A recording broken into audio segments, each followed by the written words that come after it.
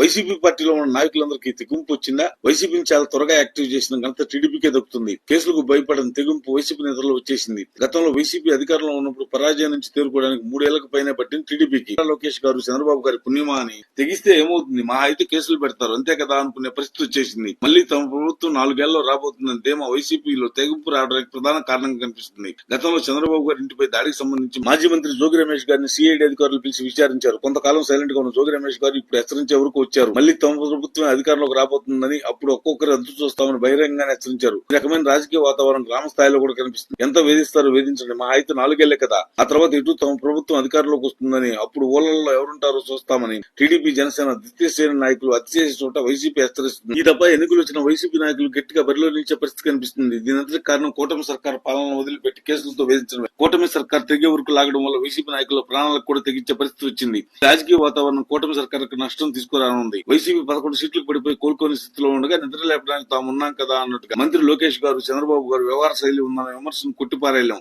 రాజకీయంగా పోగొట్టుకోవడానికి ఇక వైసీపీ వద్ద ఏం లేదని తెలిసి కూడా ముఖ్యంగా సీఎం చంద్రబాబు గారు, మంత్రి లోకేష్ గారు అతితో అసలుకే ముప్పు పొంచి ఉందని చెప్పి ఆలోచన అందరికి కలుగుతుంది.